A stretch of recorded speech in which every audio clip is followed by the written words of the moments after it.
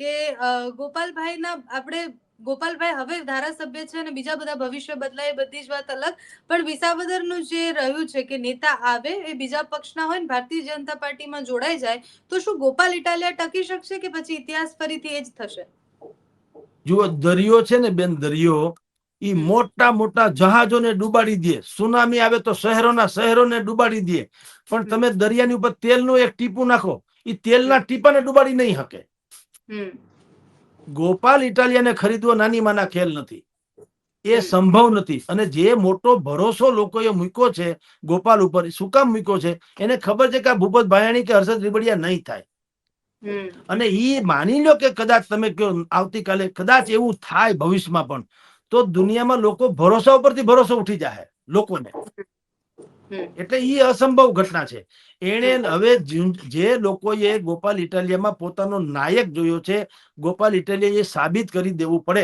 નહીતર હવે પછી જેમ તમે રામ તેરી ગંગા મેલી ફિલ્મ જોયું હતું ને, ન જોયું તો તમે પ્રસંગ આવે છે એટલે કહું છું, એની મેઇન જે હિરોઈન છે એને એક ભાઈ દેહ વેપાર કરવા માટે તેને લઈ જાય છે. કોણ? એક ભાઈ જે પ્રજ્ઞા ચક્ષુ હોય એવી રીતે લાકડી લઈને આવે છે, ખોટે બેન મને રસ્તો બતાવો ને, મારે ફલાણા રોડ ક્રોસ કરવો છે. આ હિરોઈન જે છે એ એને પ્રેમથી રોડ ક્રોસ કરાવે, એમ માને છે કે આ વડીલ છે, વળી પ્રજ્ઞા ચક્ષુ છે, એટલે બિચારી દયા ભાવથી માનવતાના નામે રોડ ક્રોસ કરાવે. પછી ઓલા કે કાકા તમારે કઈ બાજુ જવું? કે મારે ફલાણે ઠેકાણે.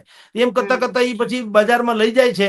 પછી ત્યાંથી હિરોઈન છૂટી તો જાય, પણ એ એક ડાયલોગ મારે છે. એને કીધું કે હવે તમારો જે કર્મ હોય તમે જાણો, પણ એક વસ્તુ તમને કહું, તમારે જો આજ ધંધો કરવો હોય ને તો કમસે કમ તમે પ્રજ્ઞા ચક્ષુનો વેશ ન ધારણ કરો. લોગ અંધે પર ભી ભરોસા નહીં કરેંગે. એમ જો ગોપાલ ઇટાલિયા વેચાઈ જાય તો લોકો ભરોસા ઉપરથી ભરોસો ઉઠી જાય કે આ તો હદ થઈ ગઈ.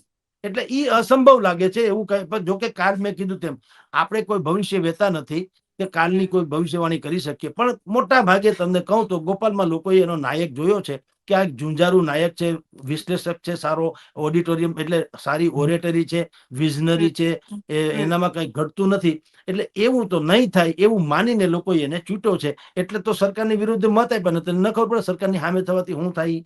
પણ લોકોએ એક સાહસ ખેડ્યું છે. એ સાહસને બિલકુલ સુયોગ પ્રયોગમાં ફેરવવાનું કામ ગોપાલે કરવું રહ્યું બેન. જી બેન.